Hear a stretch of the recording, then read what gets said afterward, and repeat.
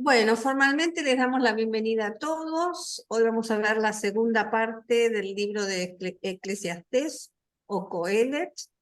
Lo tenemos al diácono Jorge Cuartino, miembro del equipo, que es el que nos va a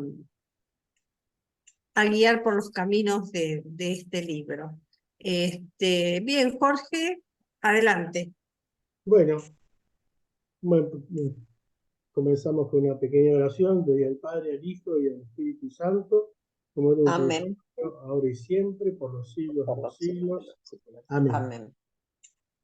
Bueno, esta es habíamos visto hasta la segunda parte. Comenzamos hoy con la tercera parte del libro. Es una división arbitraria que se hizo, ¿no? Ya, eh, todos los libros se escribieron todos de corrido y en un momento dado alguien le puso capítulos, versículos y demás, y subtítulos y títulos digamos, entenderlo mejor, pero en sí, cuando se escribieron todos de corrido. No sé, de lo anterior quedó alguna cosa para charlar o lo dejamos al final. Si no tienen ahí, lo dejamos todo para el final, así alcanzamos a ver todo porque está bastante largo. Bueno, en esta tercera parte, la pregunta, ¿qué es lo bueno para el ser humano? ¿Sí? Y está como, hay, son estas desarrollos que son de la forma A, B, C, C, C', B', A', ¿no? Que son, digamos, con el centro, el C y C', eh, y después se van B con B' y A con A', tomando puntos en común.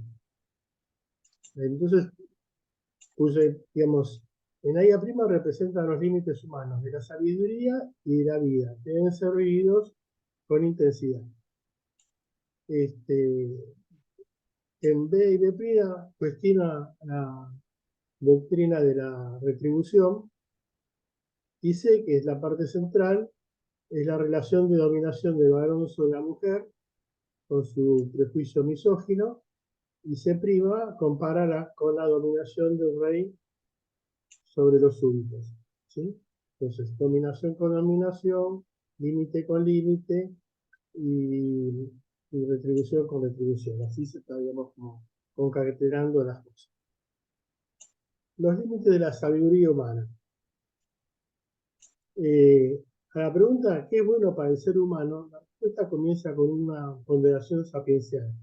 Más vale que, ¿sí? Como muchos refranes, ¿no? Uno dice, más vale pájaro en mano que 100 volando. Eso es una estructura típica de un proverbio, ¿no? Bueno, esa ponderación sapiencial es más vale que. Es una forma de enseñanza que los discípulos con los proverbios valorativos tenían. En el versículo 1, 7.1, dice, más vale buen nombre que buen perfume. ¿Por qué? Porque el buen nombre dura más tiempo, en cambio el perfume se va enseguida.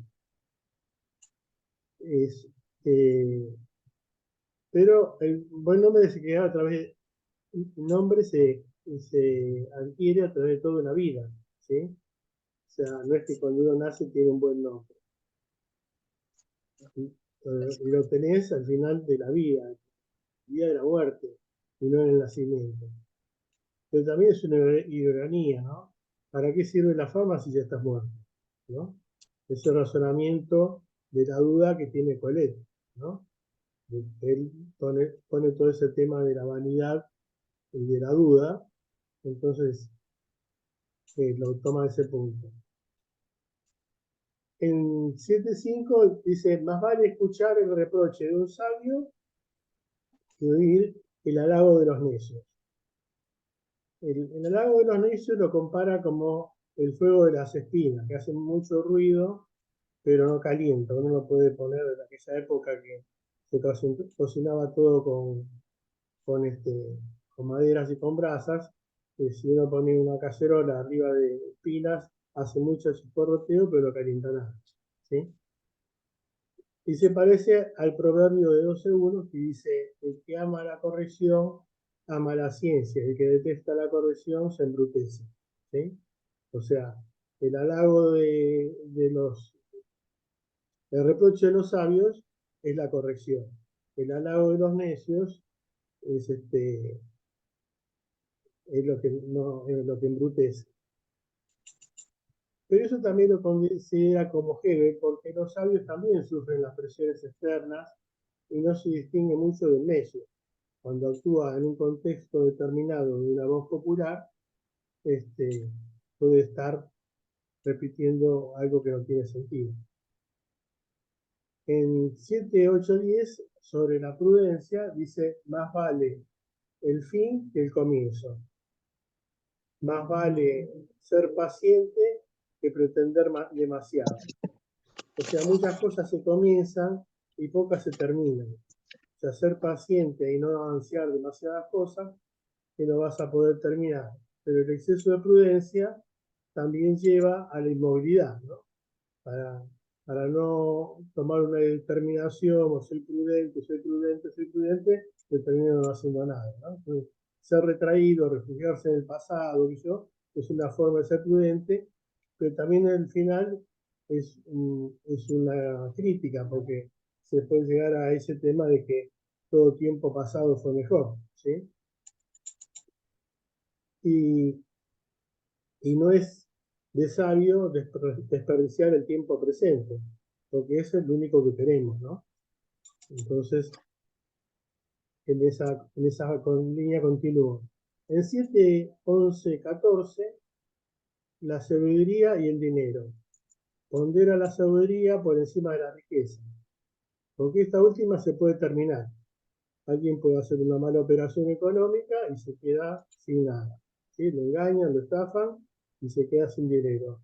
En cambio, el sabio sabe disfrutar de los días felices y en los adversos reflexiona. El hombre sabio tiene una riqueza mayor que la riqueza que le da el dinero, ¿no? Y después dice, el hombre no puede enderezar lo torcido ni saber qué vendrá después. En general, el concepto de Fueret es que el hombre no puede modificar las cosas, ¿sí? Si algo que está torcido, si algo que está mal hecho, sobre todo con la tecnología de aquella época, era prácticamente imposible querer enderezarlo. Más vale aceptando como estaban las cosas. Y a veces nosotros podríamos tener ese concepto, ¿no? A veces no estamos contentos con las cosas que nos tocan en la vida y queremos modificar la naturaleza en lugar de aceptarla como está, ¿no? Después tenemos en B la doctrina de la retribución y el justo medio. El justo medio no es el concepto griego que es la mitad entre lo malo y lo justo, ¿no?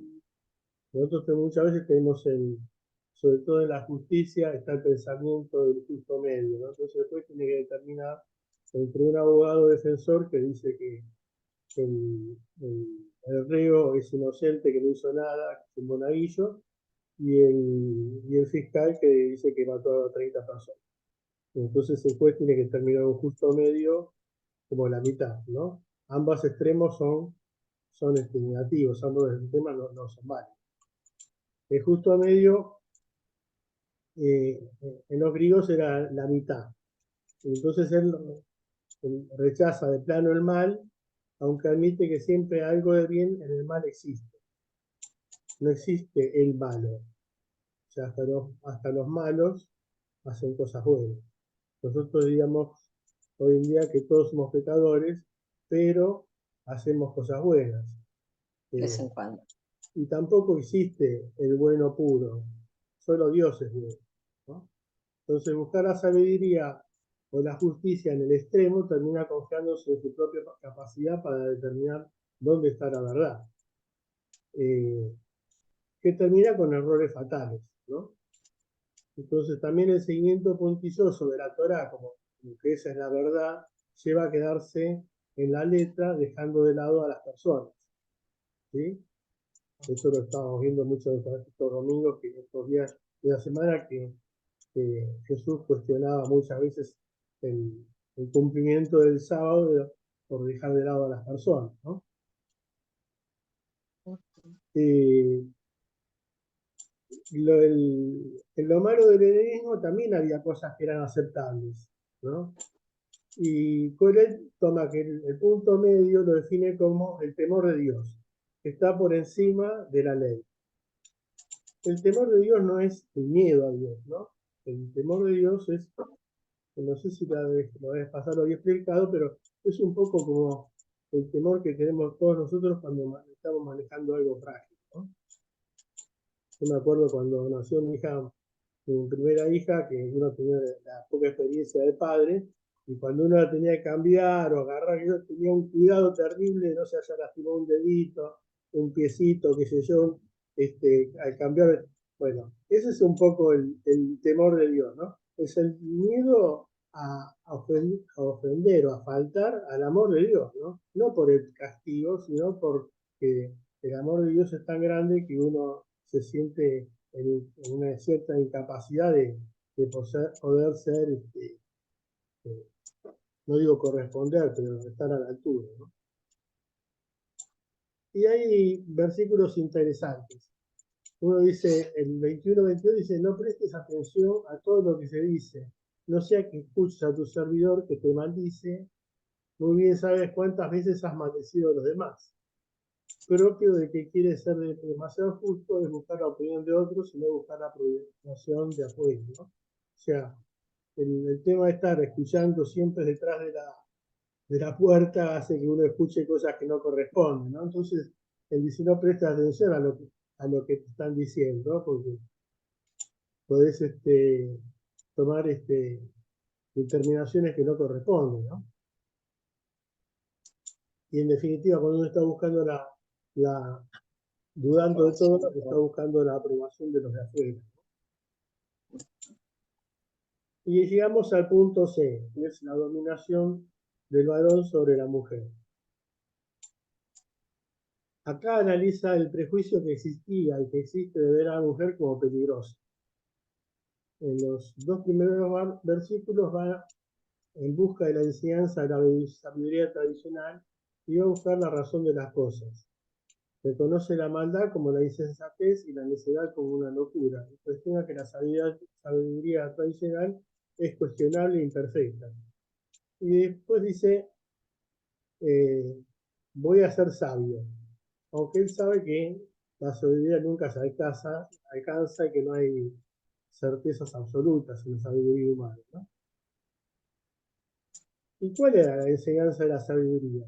La enseñanza de la sabiduría decía, encuentra más amarga que la muerte a la mujer y que la misma es una trampa en la que el pecador se deja atrapar, ¿no? No queda muy bien parada la mujer en esa enseñanza.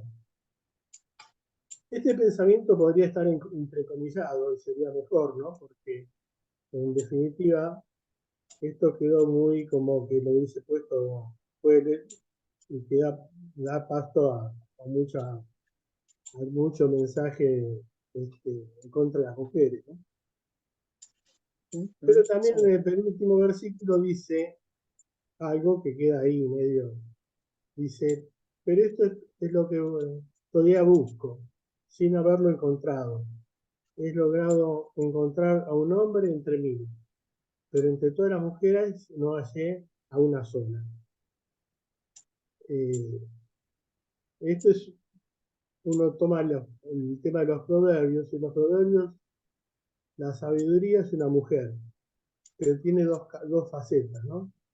Aquí se refiere, toma la sabiduría humana que cuestiona a las mujeres, pero en los proverbios estaba la falsa sabiduría que engaña y que no permite seguir buscando, y que en los proverbios 9 la toma como, la viste como una prostituta, y la verdadera sabiduría que es una mujer dama digna, ¿no? Que enseña. Y Coelet termina en el 29 En resumen, he descubierto lo siguiente. Dios hizo todo recto, hizo recto al hombre, pero ellos se buscan muchas complicaciones. O sea, buscando todas estas cosas, buscan demasiadas complicaciones, ¿no?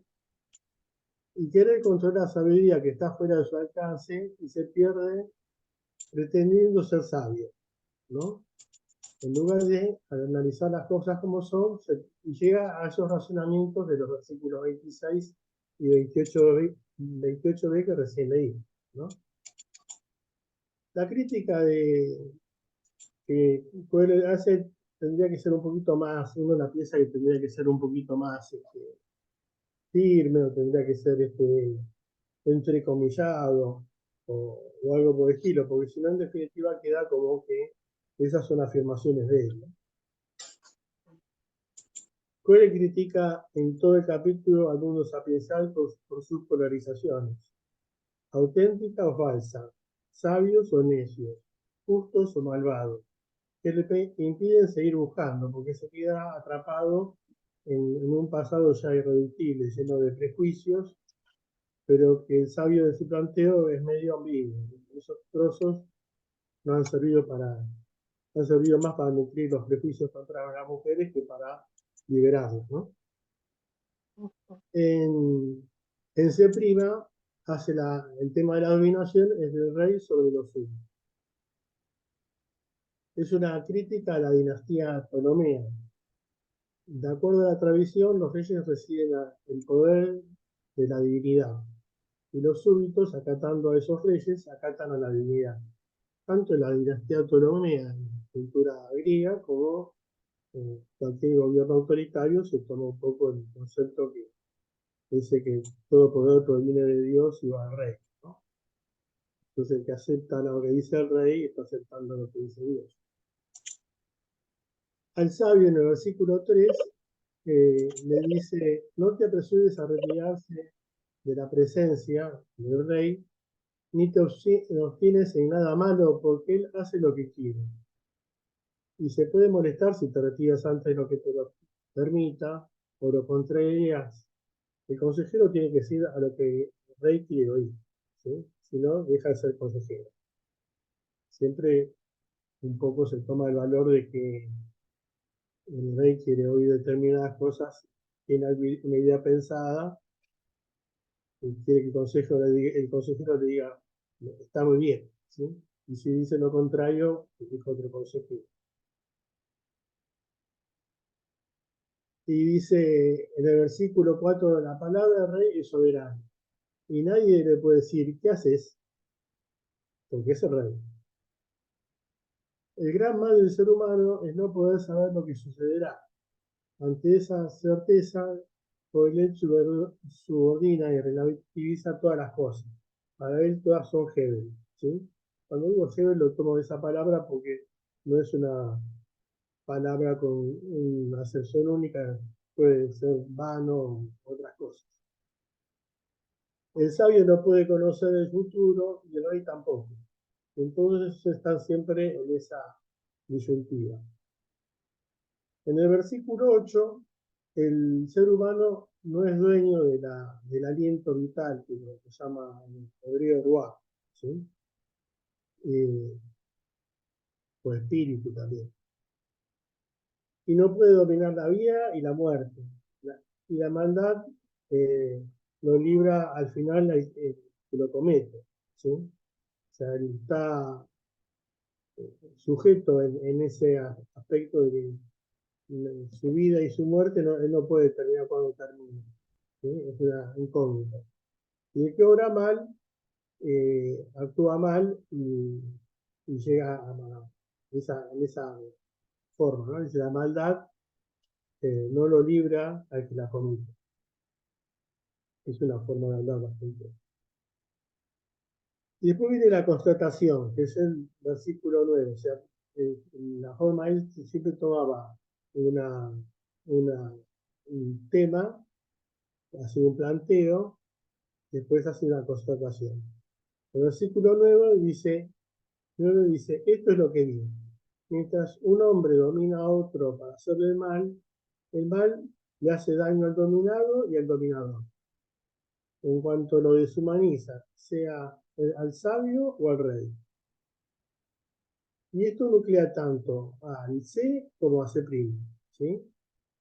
Porque, digamos, se hace esa cadena de opresión. Daña al oprimido y al opresor. Aunque sean ideas socialmente aceptadas, porque es socialmente aceptado que el rey gobierne, o en esas culturas de esa época estaba aceptado que la mujer estuviese subordinada al varón, ¿sí? Pero en sí son cuestionables y el mal daña a ambos.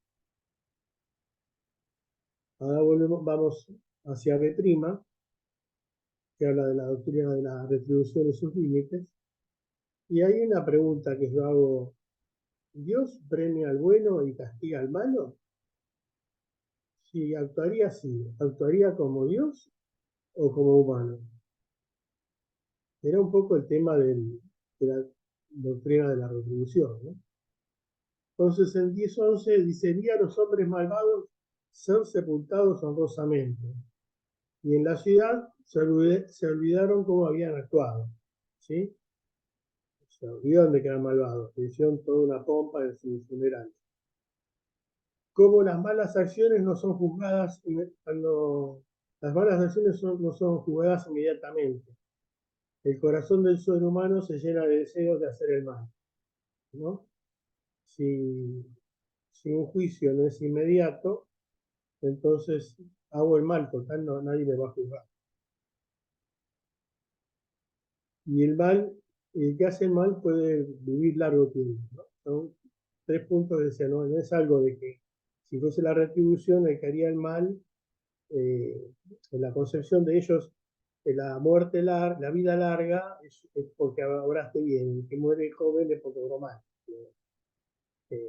Como no tenían la idea de la resurrección ni nada por el estilo, entonces el premio es tener una larga vida. Y él veía de que los que obraban mal podían vivir muchos años. En el 14, a algunos justos les sucede lo que le corresponde a los malvados. O sea, o les va mal y son justos, o se mueren jóvenes y son justos, ¿no? Entonces está cuestionando esa doctrina de la retribución, porque ve que no es como se planteaba. La conclusión es que el hombre no puede descubrir y lograr de Dios. Pasa largo tiempo tratando de entender lo que sucede. Todo ese esfuerzo humano por querer entender por qué suceden las cosas que no logra entender, lo considera una vanidad, una cosa volátil, como el vapor del agua. En el versículo 15 hace un elogio a la alegría. Dice: comer, beber y sentirse contento con lo que tiene, con su trabajo, porque es obra de Dios. Hoy diríamos vivir en armonía con los otros humanos, con lo creado, ¿no? Tipo Fratelli Tutti. No vivir como un ser conflictuado que no soluciona las cosas ni las disfruta.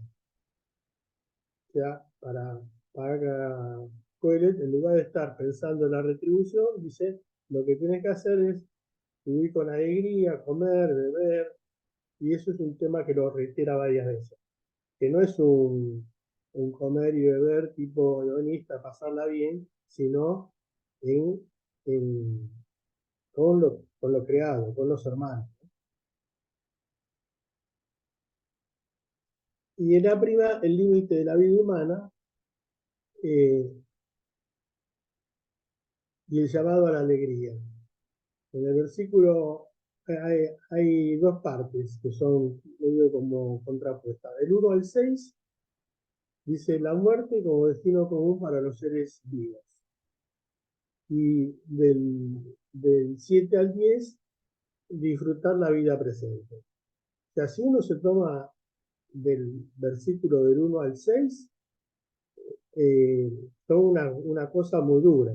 Dice: el conocimiento humano consiste en que se va a morir, ¿no? Es la única certeza que tiene. Es una visión totalmente negativa de la vida. Si se lee esa sola primera parte sin ver todo, es una visión totalmente pesimista. Y si ves la segunda parte sin ver la primera, es una visión totalmente hedonista, ¿no? Disfrutar de la vida presente. Hoy disfrutemos de la vida que mañana moriremos. En realidad, las dos posturas se complementan, ¿no? Una es que tenés la certeza que vas a morir, entonces teniendo la certeza que vas a morir, disfrutar de la vida es un regalo de Dios, ¿sí? En el desarrollo pongo, en el versículo 5, los vivos saben que morirán, los muertos no saben nada. Estoy citando digamos, lo escrito, ¿no? Para ellos no hay retribución, porque se han muerto. Mientras hay vida, hay esperanza. Después, su recuerdo cayó en el olvido, se esfumaron sus amores, sus odios, sus rivalidades, y nunca más podrán compartir todo lo que hace bajo el sol, ¿no? Eso es versículo 5. Con una nota pongo que la idea de la resurrección aparece en la Biblia recién cerca del año 100 a.C. con los macabeos, ¿sí? Y por ejemplo, en el Salmo 115, que es más o menos contemporáneo al Eclesiastés, en el versículo 17 a 18 dice, los muertos no te alaban, Señor, y ninguno de los que descienden al silencio. ¿Sí? O sea, para el judío de esa época, eh, lo importante era estar vivo para poder alabar al Señor. Después que te moriste, no, ellos no hablaban de infierno ni nada por el estilo, fuiste a la fosa, fuiste al pozo, y ahí no alabás al Señor ni haces nada. Y en el versículo 7, que ya es la segunda parte, ¿no? Dice, ve, come tu pan con alegría, bebe tranquilamente tu vino, porque a Dios ya le agradaron tus obras. Dios te hizo así como sos. No necesitas hacer méritos para agradarle. Él quiere que seas feliz, que disfrutes de la vida. No es la mentalidad helenista que hablaba cuanto más haces mejor, una meritocracia. O seas mejor que los otros, competir. O sea que valés por lo que haces. No, lo que plantea Coelho es que lo mucho o poco que tengas, disfrútalo, porque es lo que Dios te dio. ¿Sí? Eh, no, no estoy cuestionando todas las cosas. Dios te acepta como sos, así te hizo, disfrutarlo de forma agradecida, Dios te lo dio. ¿Sí? En el versículo 9 dice, goza de la vida con la mujer que amas, mientras dure esta vana existencia que Dios te concede. En el versículo 10, todo lo que está al alcance de tu mano, realízalo con tus propias fuerzas, porque no hay obra, ni proyecto, ni ciencia, ni sabiduría en el abismo donde tú irás, ¿no? Ya disfrutamos. Después, no sabes lo que es. El tema de la resurrección es un tema que en esa época no estaba presente. Sigue el pensamiento sapiencial sumerio, ¿no? Porque eso es muy parecido a un pensamiento sumerio. Lo único que acá está la luz de Dios, pero está esa forma de pensar.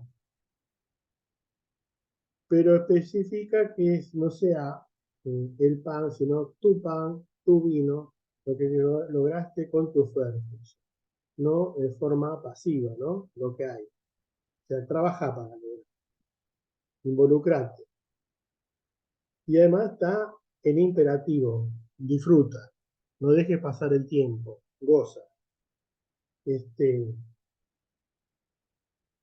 Después habla que Dios tampoco quiere sacrificios, ¿no? En Isaías 1:11 dice, Estoy harto de holocaustos de carneros y de grasa de animales cebados, ¿no?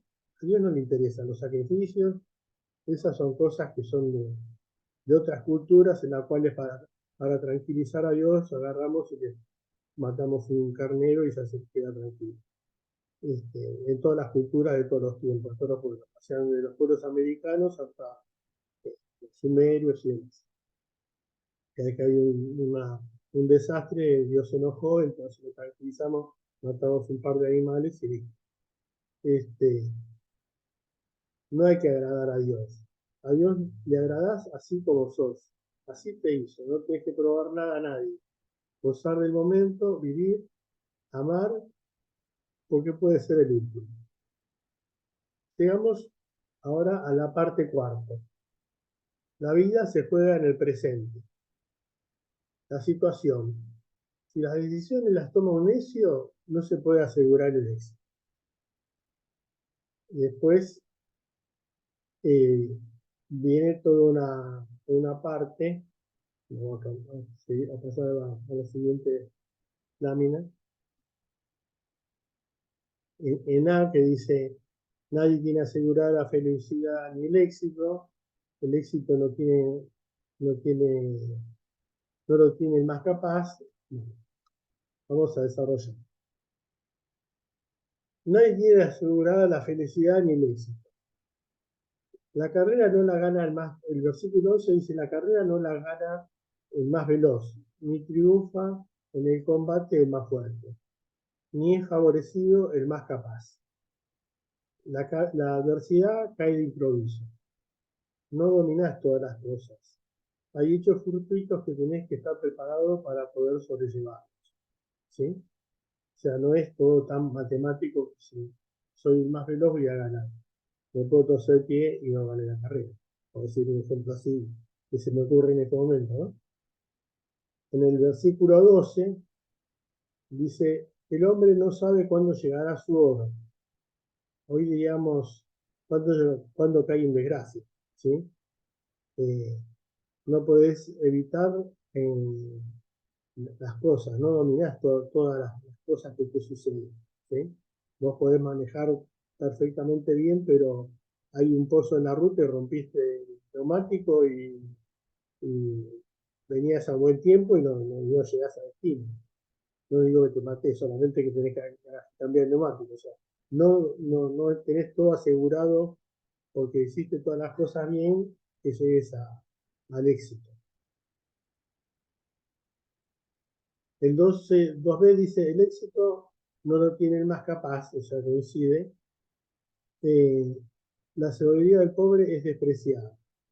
Y hay un relato irónico en el versículo 14. Bueno, si lo sintetizo en cierta manera, después si lo quieren mirar, se lo puse ahí. Pero dice, hay una ciudad y viene un ejército con un rey que la domina, pone toda una empalizada, porque antes se dominaban las ciudades así, se la rodeaba, y cuando la ciudad se moría de hambre, se entregaba sin pelear, ¿no? Como cayó, por ejemplo, Jerusalén, sitiada por Nabucodonosor. Bueno, y hay un sabio, un pobre hombre que era sabio, que, que logra salvar a la ciudad, ¿sí? Pero como era pobre, después eh, nadie lo tiene en cuenta, ¿no?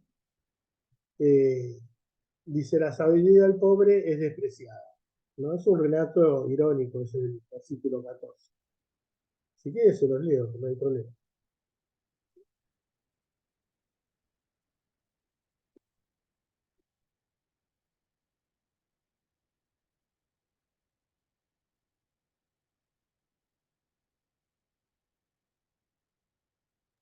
Yo lo tengo, pero en una versión de la Biblia de Jerusalén más rebuscada. Si querés lo leo.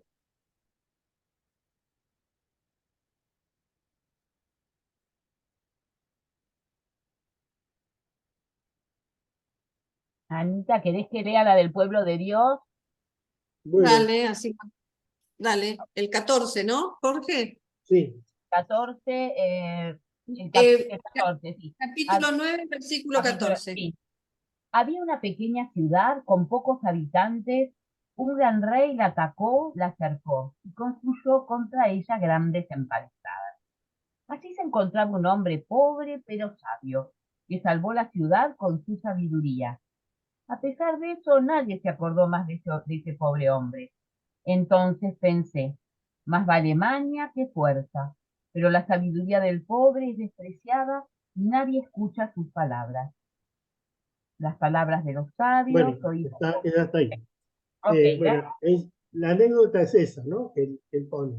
Este, que dice más vale maña que fuerza. O sea, no necesitaba tener una gran fuerza para vencer.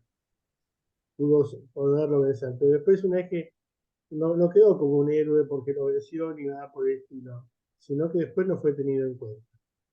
O sea, la sabiduría del pobre para Coelho queda despreciada, ¿no?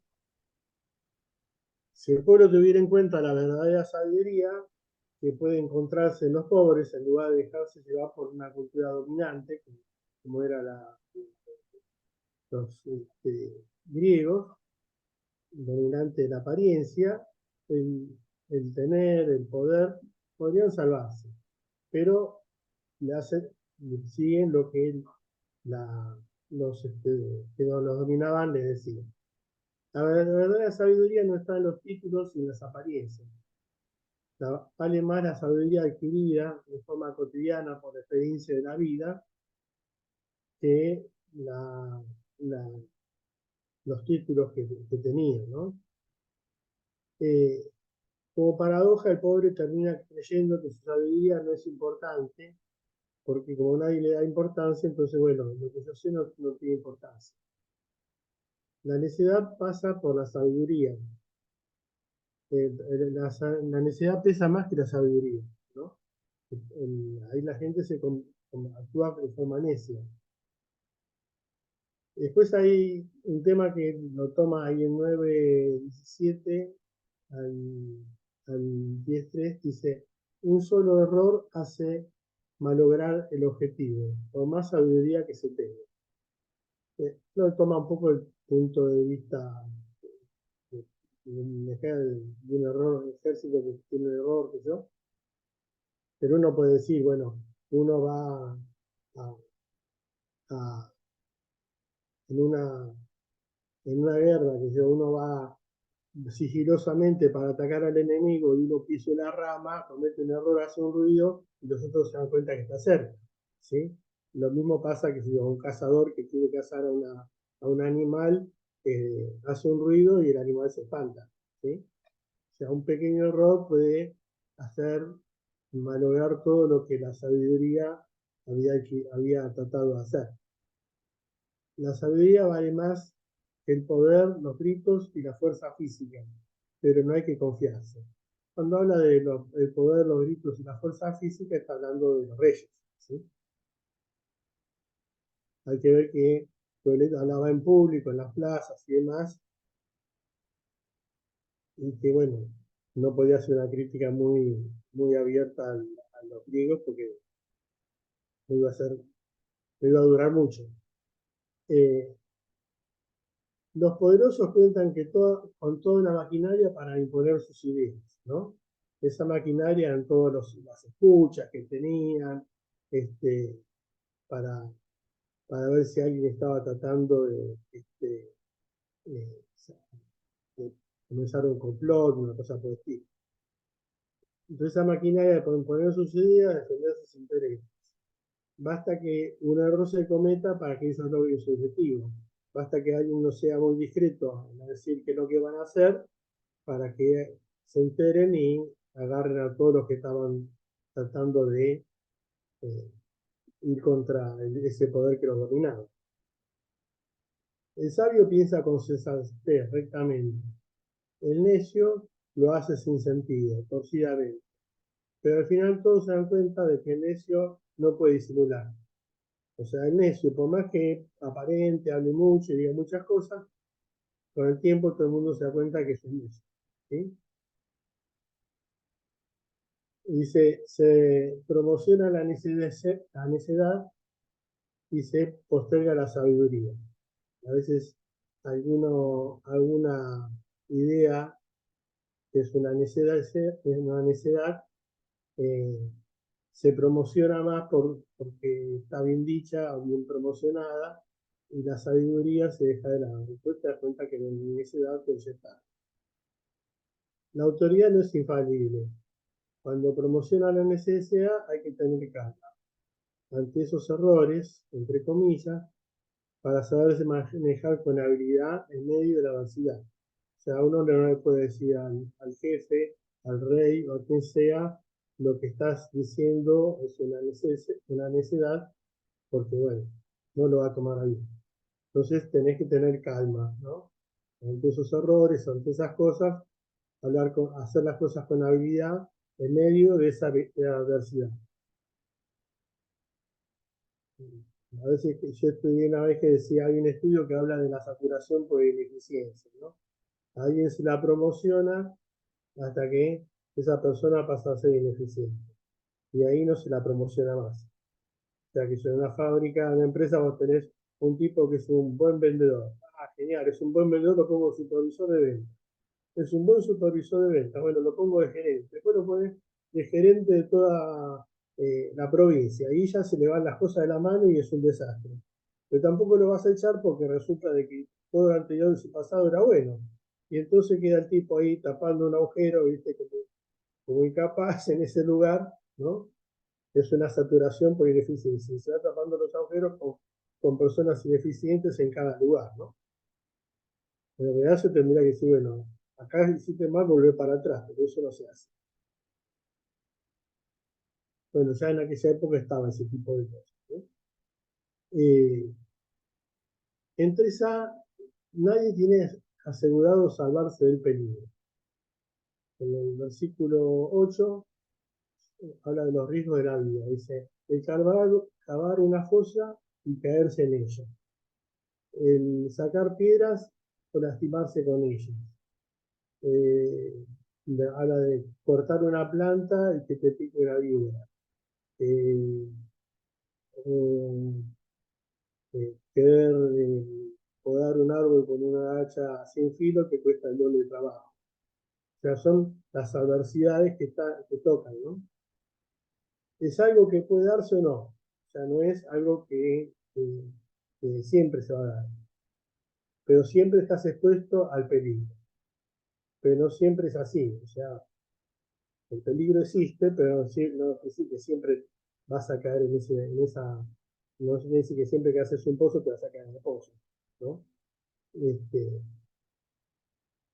Pero tenés que tener en cuenta que ese peligro existe. La habilidad humana es relativa. Vos podés prevenir accidentes y peligros, pero el riesgo siempre está. Y no es que si obrás bien, te va a ir bien. Y vas a evitar los infortunios. En 4b habla de la lamentable situación del necio. Dice, el necio no pierde su propia lengua.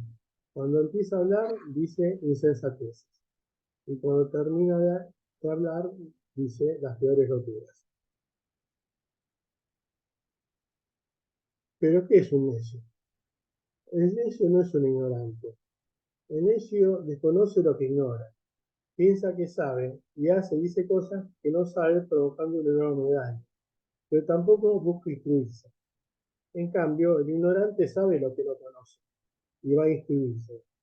De hecho, todos nosotros ignoramos un montón de cosas. Si lo ignoramos, vamos a buscar conocimiento.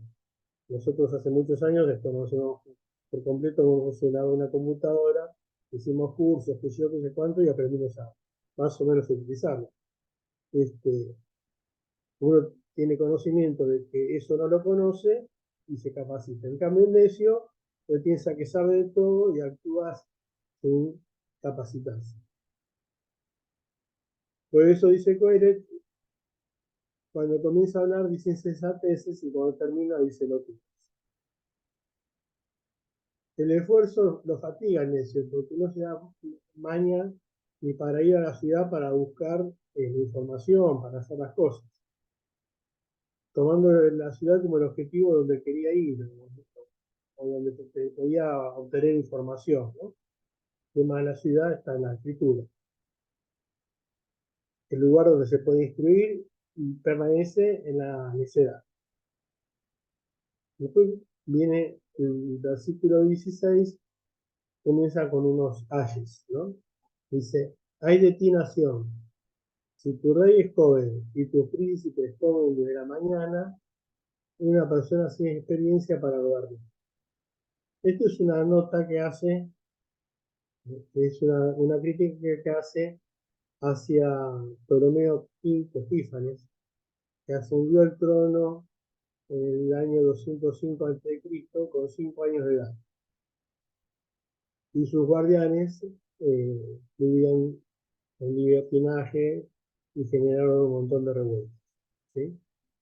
Imagínate, a los 5 años no podían manejar mucho las cosas, ¿no? Y en el versículo 18 dice, por la pereza se desploman las vigas de la casa y por la dejadez se viene abajo la casa. Se hace un paralelo entre la dejadez en el mantenimiento con el descontrol que existe en el gobierno. La advertencia final es que todo gobierno autoritario, para mantenerse en el poder, no tolera la crítica y controlan todo para evitar sublevaciones. En el versículo 20 dice, ni siquiera en privado maldigas al rey. Y sigue, ¿no? Esto suena irónico porque todo el texto estuvo criticando a la monarquía de Ptolomeo, ¿no? Entonces cuando dice ni siquiera en privado maldigas al rey y critica el poder helénico, quizá haya una crítica hacia la autocensura, ¿no? Entonces, no te pongas, vos no voy a criticarlo porque me van a censurar. Entonces, por eso te dice, ni siquiera dice en privado. Si la crítica no se difunde, se es cómplice del sistema. Entonces hay que ser crítico. Toda esta sección primera, situación, presenta una situación social que desafía a los postulados de la sabiduría clásica, que decía que podía asegurarse el éxito en la vida siguiendo la habilidad práctica, ¿no? La sabiduría clásica era la habilidad práctica. Todo base de la sociedad. Hoy digamos que serían tecnócratas, tipos sin principios morales y, el principio de la retribución, ¿no? La respuesta a esa situación que sería el vivir el presente. Asumir el riesgo con generosidad. El punto, lo vamos a contigo, en el punto,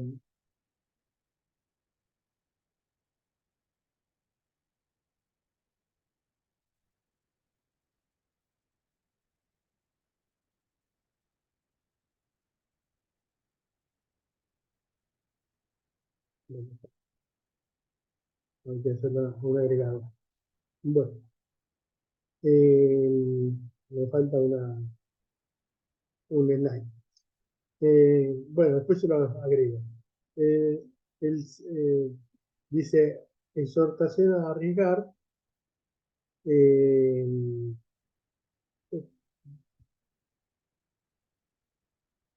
bueno,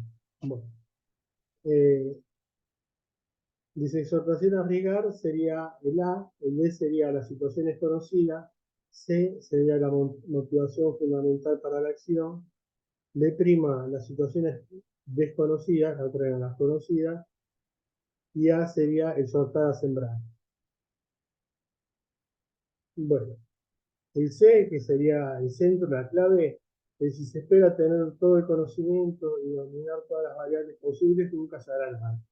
Siempre la base es que el hombre ignora y que no hay certeza. Entonces, en el versículo 1 dice, tira el pan al agua es dar con generosidad, ¿no? Dice, tira el pan al agua. Y sigue. O sea, dar con generosidad, porque te va a llegar sin saber si vas a recoger algo o no. Y a la larga lo volverás a encontrar. Es improbable, pero es arriesgarse. En el versículo 2 redobla la apuesta, porque dice, da una parte a 7 y aún a 8 personas. O sea, 7 es un número bíblico que es abundante, ¿no? Pero más que 7, a 8. Para que cuando lleguen las calamidades alguien te pueda ayudar, ¿sí? O sea, si sos generoso, hay algo vas a recibir, no sabes. En vez plantea una situación conocida, dice, como la lluvia es generosa y nutre la tierra, así hay que ser generoso.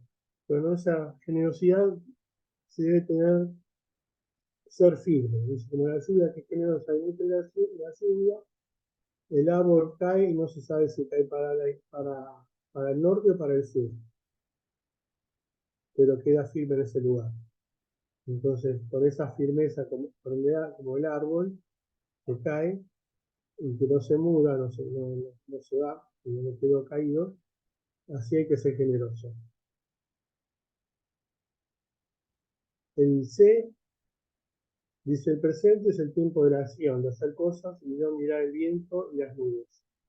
Y el versículo dice, el que mira el viento no siembra, y el que mira las nubes no cosecha, ¿no?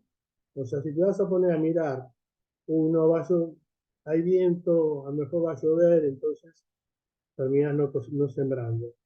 Y si te miras así, está nublado, pero para cosechar que salga el sol, bueno, tampoco vas a cosechar. Entonces tenés que hacer las cosas, ¿no? Es un llamado a la acción. Después hay muchas acciones desconocidas. En el versículo 5 dice, nadie sabe cómo llega el aliento vital al vientre de la madre, pero da vida. Nadie conoce la obra creadora de Dios, que da la vida misma, ¿no? En la prima, haz tu obra, no sabes si vas a prosperar o no, pero igual hay que hacerlo. Pese a todas las incertidumbres, hay que seguir queriendo cambiar lo injusto, trabajar, ser generoso, apostar por la vida, porque está Dios, ¿sí? Llegamos al punto 6,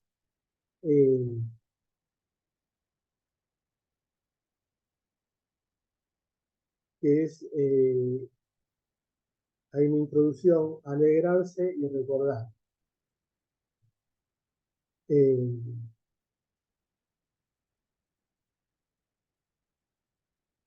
Dulce la luz y bueno a los ojos para ver la luz del sol. El 8A, soy hombre muchos años, que los disfruto. El 8B, que se acuerde que también hay días sombríos, ¿no? O sea, no todo va a ser festejar. Cuando hay días sombríos, tenés que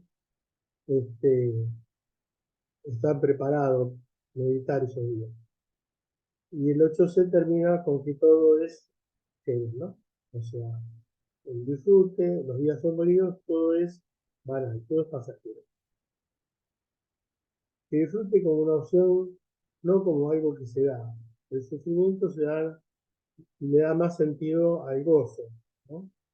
Ese de los días sombríos. Los días sombríos de sufrimiento son gel y son efímeros, pasajeros, o sea, no va a ser siempre sombrío la vida, pasa, pero existe. Termina con una exhortación, disfruta y sé feliz, con su nombre. Después habla de la adolescencia y la juventud, que son también son pasajeros, ¿no? En A1, disfruta, sé feliz en forma auténtica, no dejándote manejar de la afuera. Sé feliz como camino de vida. Hacete cargo de tu propia vida. Rechazar la alegría Rechazar la alegría es no tomar la vida como un don de Dios para disfrutarlo. Disfruta como hijo junto a los hermanos, ¿no? Como hijo de Dios. Ante la opción que conviene hacer en un momento dado, ¿qué hacer con su propia vida? Como elección, elijo la alegría o el sufrimiento, elegir que la vida tenga sentido y plenitud. ¿Sí? En C', existe el sufrimiento, el dolor físico, que a veces no se puede evitar, es parte de la vida, pero no te debe llevar a la tristeza, a perder la paz. También la juventud y la aurora de la vida pasan pronto. No se puede esperar ser feliz para más adelante, porque a lo mejor no hay un más adelante. La juventud y la vida son fugaces. Hay que vivir el presente, ¿no?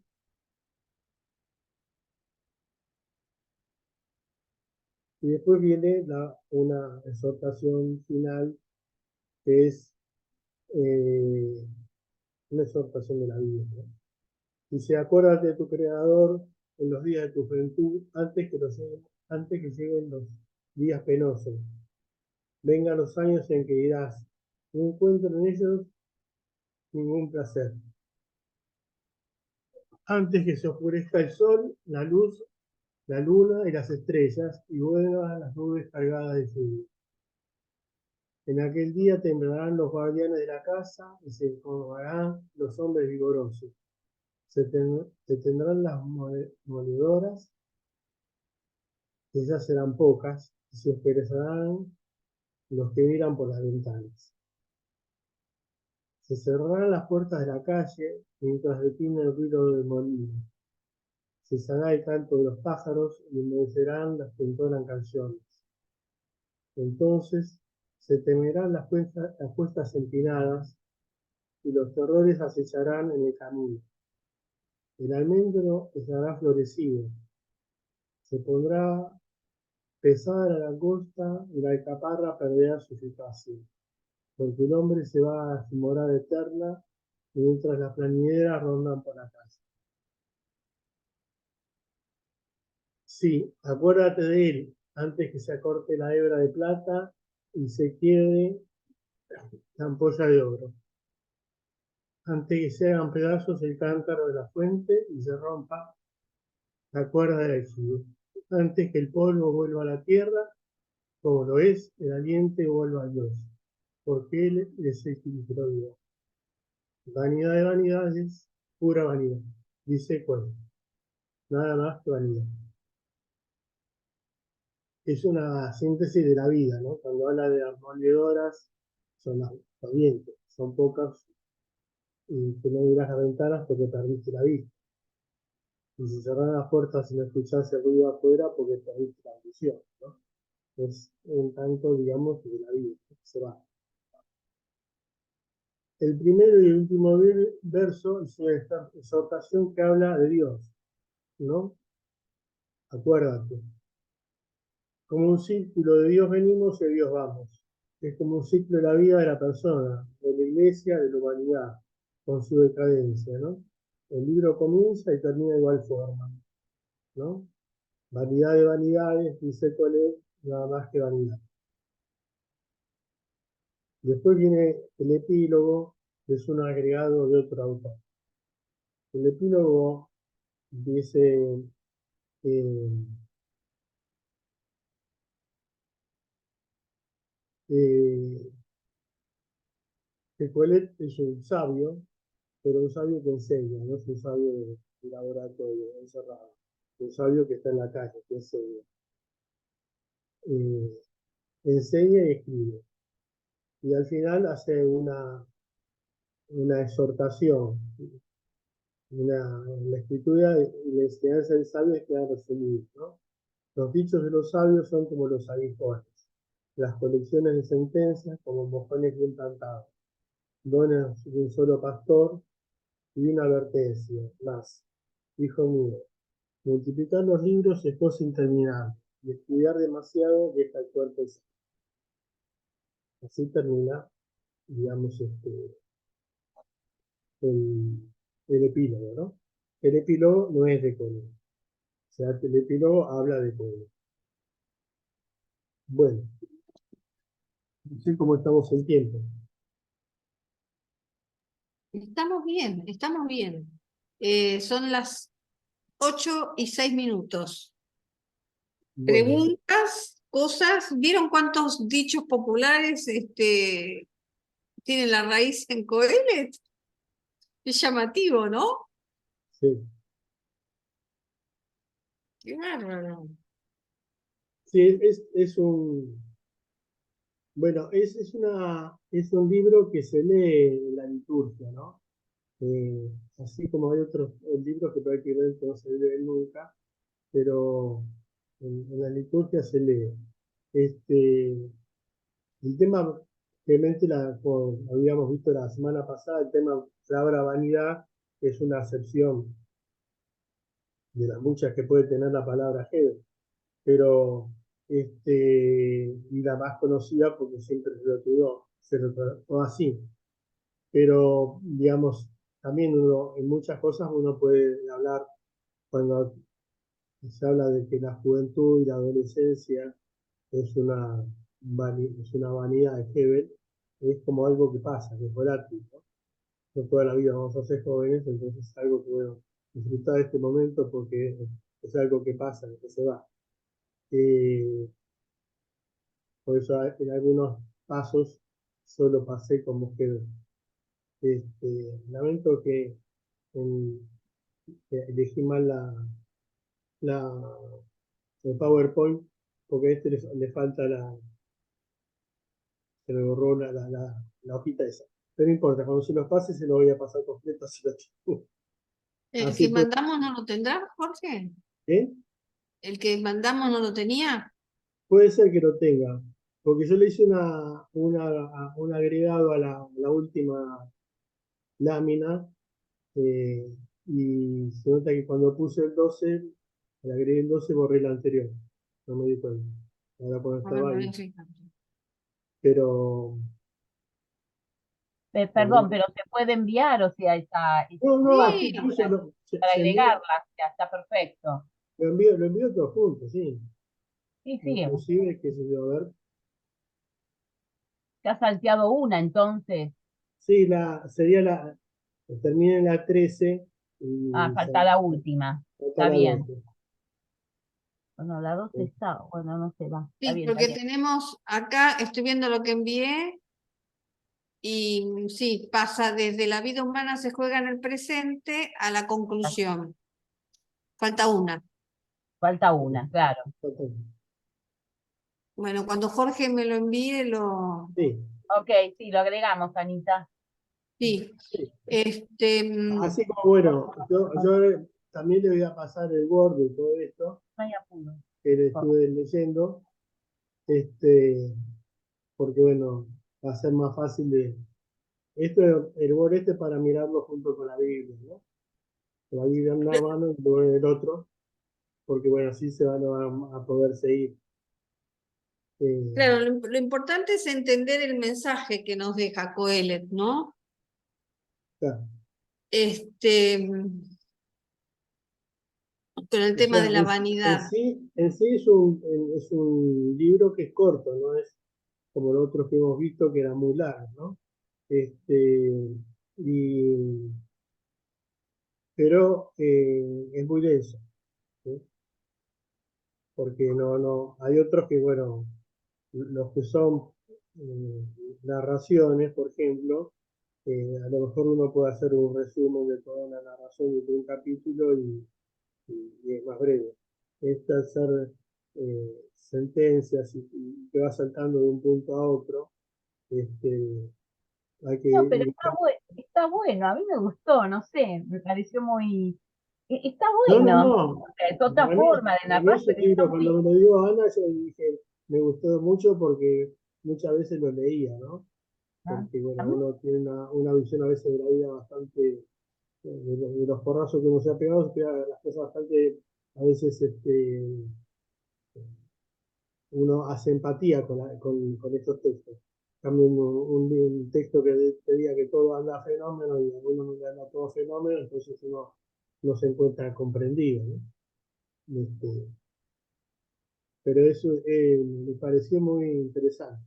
Sí, Eh, el final es muy impactante también, ¿no?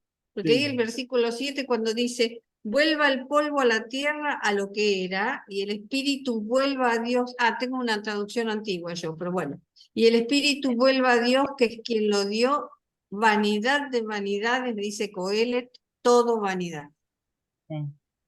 O sea que Todo se adquiere como lo que es, el viento vuelve a Dios. podemos sí, interpretar como que la vida es un soplo, ¿no? sí, Y que ah, volvemos a lo esencial, claro. ¿o no?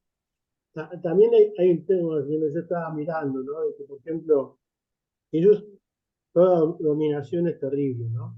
Este, pero bueno, él hacía toda una crítica a la dominación ptolomea, pero la dominación ptolomea era una dominación suave, porque después eh, vino en el ciento y pico antes de Cristo los seleucidas, Sí, este, y Antíoco IV Epífanes hizo una represión durísima, ¿no? sí, era un Estaba, sanguinario. mandó a quemar los rollos de las escrituras, ¿no? La Torá y demás. Eh, Saqueó todo lo que había en el templo, puso a para Atenea como diosa en el templo, en el altar, eh, prohibió las, las circuncisiones, ¿no? Si una mujer se circuncidaba a su hijo, la mataban a ella junto con el hijo. O sea, una represión terrible.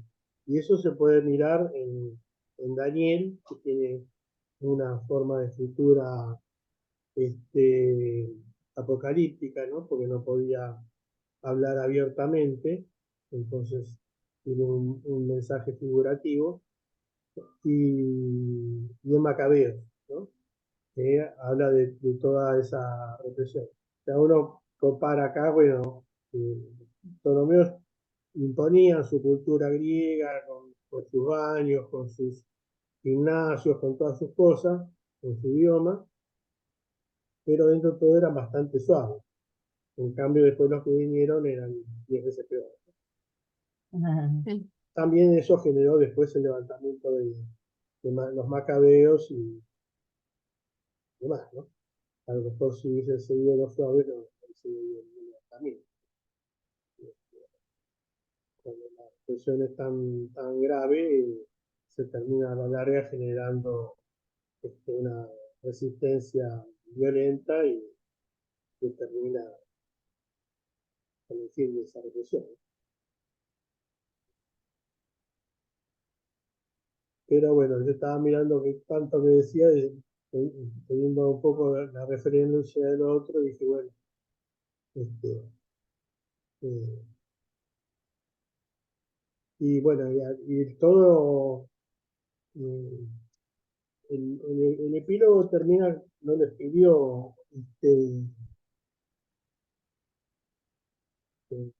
Coelho, lo escribió otra persona y termina con una frase que no es el concepto de Coelho, ¿no? Que lo pone acá, dice, lo deben haber puesto para que sea aceptado por todas las escuelas rabínicas, dice. Eh, Dice, en conclusión, una vez oído todo esto, teme al Señor, observa sus mandamientos, porque todo esto es para el hombre. Dios llevará a juicio todas las obras y aún lo que está escondido, sea bueno o malo. Bueno, el concepto de Coelho no es el juicio, ¿no? Eh, Menos lo que está escondido. El concepto es un poco, él no toma esa concepción de juicio que es más de sapiencial, pero de otra forma. Si se acuerdan un poco, hay un contrapunto mucho de lo que hay de lo que se dijo de acá de lo sapiencial con los proverbios, ¿no? Porque el proverbio será más puramente sapiencial y no tenía tanto en cuenta eh, la tradición hebrea. En cambio, hace permanentemente, eh, no es que toma como base, pero sí lo toma como referencia todo lo que está en la Torá, ¿no?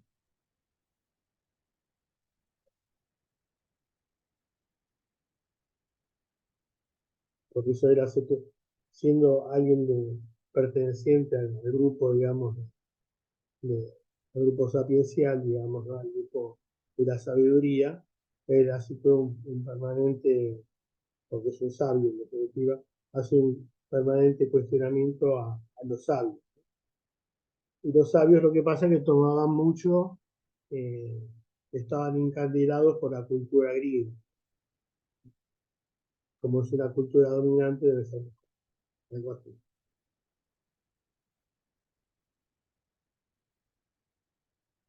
Bueno, los veo muy callados.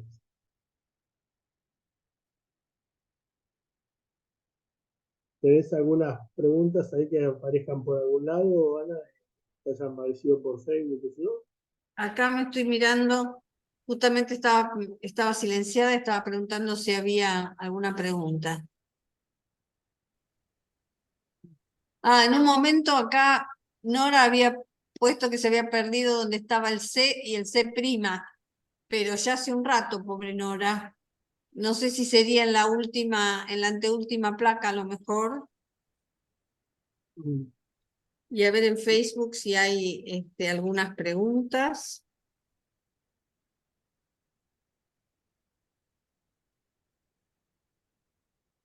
Claro. No hay preguntas acá. no hay problema. No, O, no. o entendieron todo o no entendieron. Sí, está muy claro, o sea, en verdad son sentencias que van diciendo, o sea, con una manera bastante linda de contar o mediante ciertas expresiones, los haces, comparaciones y todo, distintas conclusiones para la vida. Para mí, los libros sapienciales me gustan mucho porque no solamente tienen que ver con la relación de nosotros con Dios, pero sino también con nuestros hermanos. Son en verdad verdaderas experiencias de vida. Por supuesto, bueno, también uno tiene que ubicarse en la historia y en el momento, pero muchas de ellas han perdurado en el tiempo porque son valores por siempre, ¿no?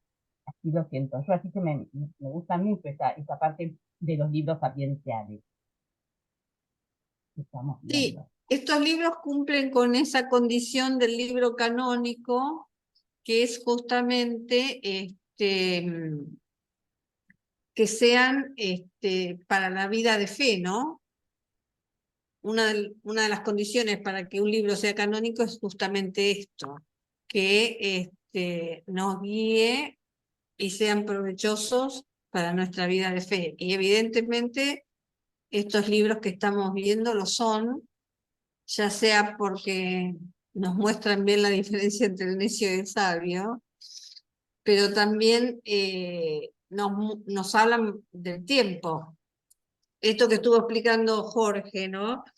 Cómo pareciera que Coelet va cambiando de forma de pensar y en realidad va evolucionando su pensamiento. No es que no es Ay, coherente, sino no, que no. modifica lo que va diciendo porque va creciendo y lo va viendo desde otra perspectiva. Bueno, esto también para nuestra vida espiritual es muy importante para que no seamos cerrados, ¿no? Y sepamos mirar la realidad con los ojos de los tiempos y con los ojos de nuestro espíritu también fortalecido por la misma vida de fe. No, no podemos estar diciendo las mismas cosas que cuando nos confirmamos, por ejemplo. Ujú. Entonces, estos libros nos muestran eso también, que la tendencia esta que tenemos los seres humanos de sentirnos fuertes y seguros en nuestras convicciones, a veces, ¿no? Nos hace rígidos e incomprensivos. Entonces, estos libros nos están ayudando a esto, porque termina el narrador o el que hace el epílogo diciendo Coelet era un sabio, tititi, ta, ta, ta. Así que no hay ninguna duda de que Coelet era un sabio. Y sin embargo, fue cambiando la forma de decir las cosas, ¿no? Es muy interesante. Y aparte hay una parte cuando él asume una crítica a la monarquía y habla como si fuese un Salomón así resucitado, ¿no? Porque él habla como yo soy el rey, ¿no? El hijo de David, y critica todo lo que, como si él hablase, pero hablando Salomón teóricamente es del año 1000 y este libro es del año 300, o sea que no puede ser. Pero digamos, hace como digamos, toda una crítica a toda esa corte y a toda esa monarquía, este, que bueno, está bien como va a ser de esa forma, ¿no? De, de análisis, ¿no? Mm. Hablando, sacando las diferencias y hablo un poco sin conocer, pero bueno, yo me acuerdo que Félix Luna había hecho unos libros en una época que tomaba al prócer y decía yo roca sobre esto, ¿no? Y hacía como si fuese él el que lo escribiera, ¿no? Este, bueno, es una forma de tomar de escritura, ¿no? De tomás el personaje y lo escribís como si fueses vos el- el que está haciendo las cosas. Y bueno, él hace esa forma de escritura.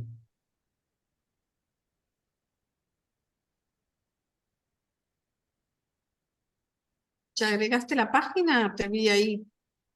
No, estaba viendo porque Ah, me manejo con las dos computadoras. Y la que tengo la cámara que se ve bien y no se apaga es esta. Y en esta la tengo puesto en un pendrive. no, bueno, Y eso después lo mandás, no hay problema. claro, y la otra tengo el archivo donde ejecuto, pues más grande, se ve mejor. Este, No, yo como te vi entrando y saliendo, dije a sí, lo no, mejor. porque quería ver si tenía puesto las dos, si había bajado los dos archivitos, pero se nota que puse uno y borré el otro. Bien, escuchamos más preguntas, pareceres, y si no, nos volvemos a ver el próximo miércoles. Ahí Gladys pone que le encantó mucho la reflexión. Bien, gracias Gladys. Y entonces ya la próxima sería el libro de la sabiduría. Bueno, Bien, ¿alguna cosita? Nos Bueno, escuchamos. muchas gracias, muy linda la clase. Me Bueno, quedo sin gracias, Linda. conmigo. bueno, Bueno, muchas gracias. entonces le damos, Clarito. gracias. Le damos las gracias a Jorge y a leer todo Coelet, ¿no? Ahora Sí. no son tantos capítulos, son 12 nada más. Sí. Así que tenemos para el fin de semana. Bueno, Gracias, Ana. Gracias a todas. Gracias. gracias a Gracias, todos, que Jorge. tengan una linda semana y nos Bueno, encontramos el muchas próximo gracias, miércoles. Gracias, Muchas Jorge. gracias. Chao, chao, buenas Chao, noches. chao, buenas Buenas noches. noches. Bendecida noche.